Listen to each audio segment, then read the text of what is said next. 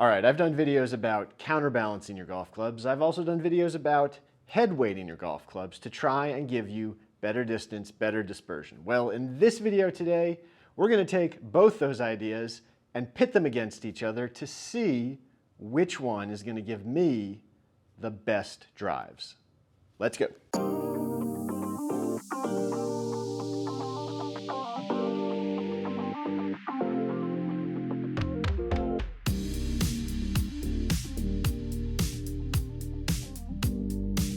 Hi everyone, welcome back to the channel. Hope you're having a wonderful day. So this video has been asked for by a couple people comparing the idea of counterbalancing your golf clubs with the idea of head weighting your golf clubs. So that's what we're going to do today. I'm going to set up my driver, or one of my drivers, in 4 different configurations. We're going to start off with it just being completely stock with no extra weight added anywhere. Then we're going to be trying it with extra head weight. We're going to be trying it with more counterbalance weight. And then finally, we're going to try and combine everything and have both head weight and counterbalance weight. We're going to pay attention to all the numbers, distance, dispersion, spin, launch, all that stuff. And we're going to see which of these combinations, 1, 2, 3, or 4, gives me the best results. All right, so I've got my Mizuno STX driver here set at 9.5 degrees, and it's got Ventus TR Blue 6S in it. That's going to stay the same throughout all the testing we're doing today. Now, I've also got some weights we're going to be using today. For the head weight, good old-fashioned high-density lead tape. This right here is 8 grams of lead tape. For the counterbalancing, I've got these little shaft butt insert weights. This is 25 grams. So we've got 8 to go up in the head, 25 under the grip. Let's see what happens. Okay, first up, everything standard configuration, about a D2 swing weight, so everything pretty much standard, ordinary setup.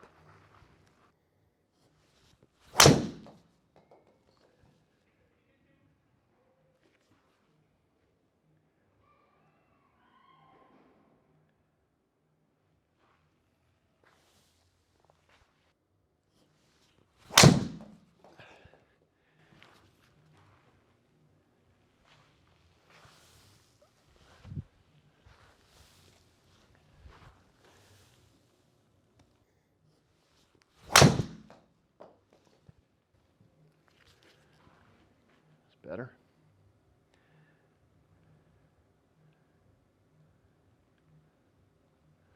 Almost 300.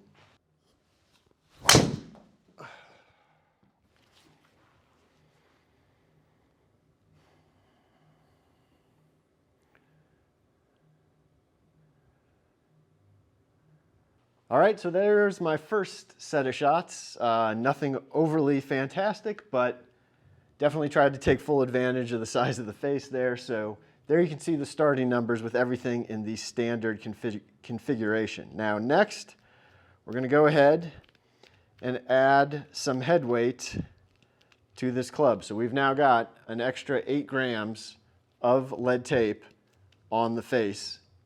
Let's see what happens now. All right, in case you're wondering, the swing weight is now about D8 on this driver.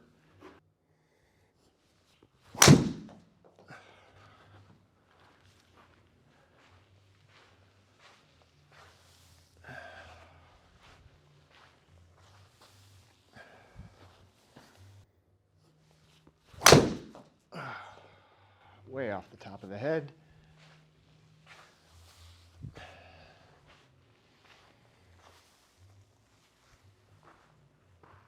Damn, I got 300.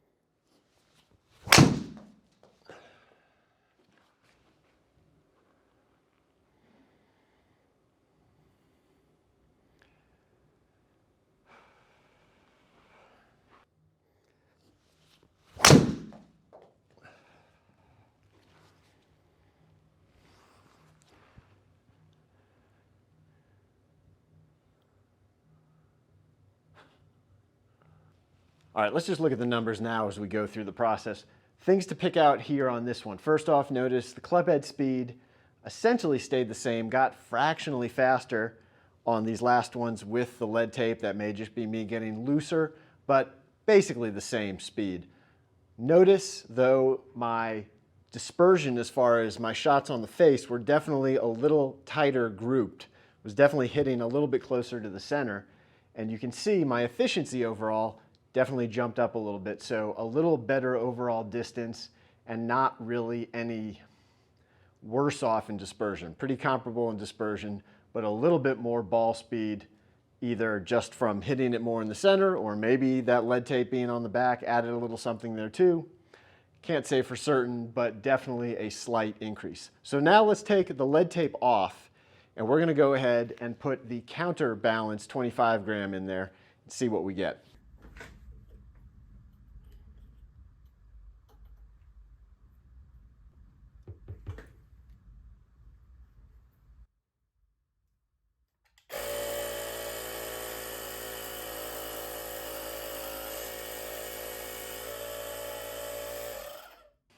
Okay, so now we have gone from the lead tape on the head to the counterweight in the grip. So 8 grams less in the head, but 25 grams more in the grip section of it. Swing weight went from D8 all the way down to, we'll call it C7 now. It's a little under C7, but right around there. So we have a heavier total weight club. The overall static weight is heavier, but the swing weight's substantially lighter. Let's see what happens in this configuration.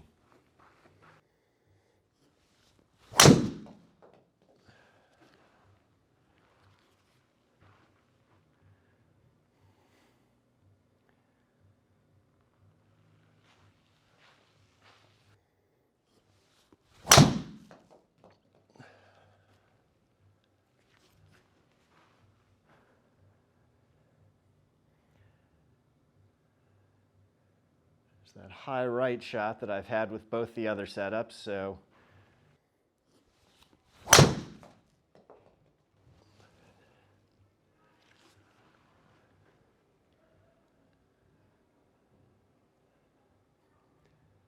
pretty good there.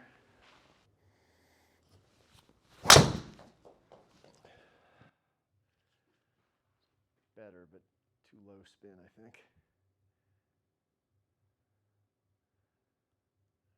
Well, we got 300 out of it. All right, let's take a quick look at the counterbalance and see what it did. Notice, again, club head speed is basically maintaining a pretty consistent 108 miles an hour, give or take. So that has not changed. Ball speed, definitely not as good with the counterbalance, and you can see my efficiency, because of that, dropped. It did seem like I was making more consistent face contact on the same part of the face every time, but that did not translate into any real improvement in distance.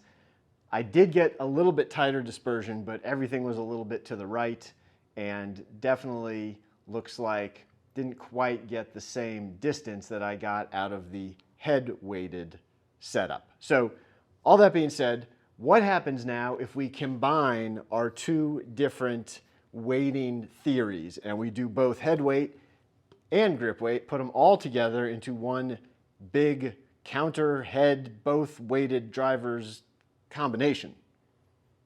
Let's see.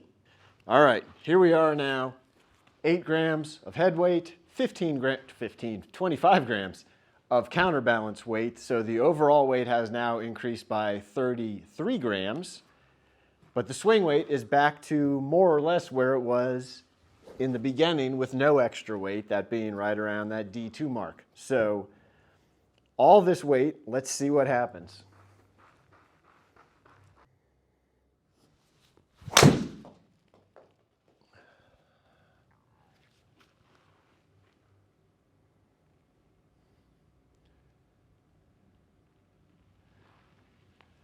Not.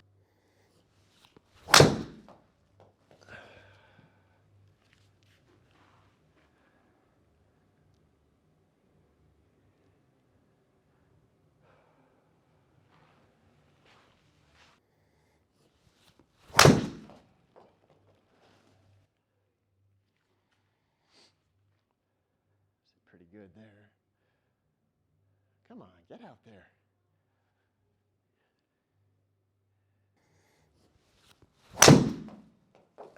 If that's not 300, I don't know what is.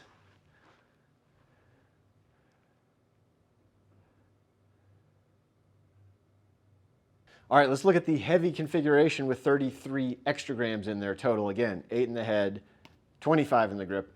And I gotta say, first off, definitely the best dispersion setup I had of the 4. I was pretty consistent as far as where I was hitting it on the face overall as well, so all those really good things.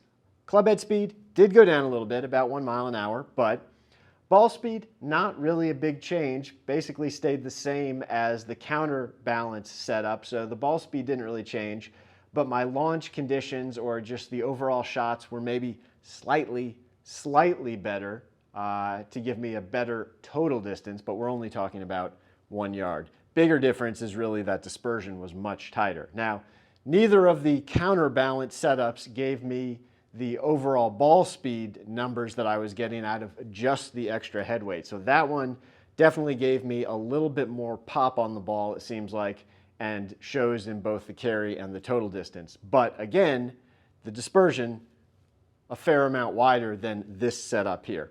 All right, so the winner as far as just pure raw distance, raw ball speed goes, for me was just having that extra 8 grams in the head. And that is not really surprising. In another video I did, I saw similar kind of results with adding that extra weight in the head. So not a big surprise there. But what driver setup gave me the best overall numbers? Well, that has got to go to the total heavier head weight plus counterbalanced setup, because that gave me both good overall distance right up there with everything else, but much tighter dispersion. So yes, I didn't get quite the ball speed, but my overall shots were way more consistent and only gave up an average of about 4 yards from the long setup versus this more balanced distance and accuracy setup. So what is going to work for you?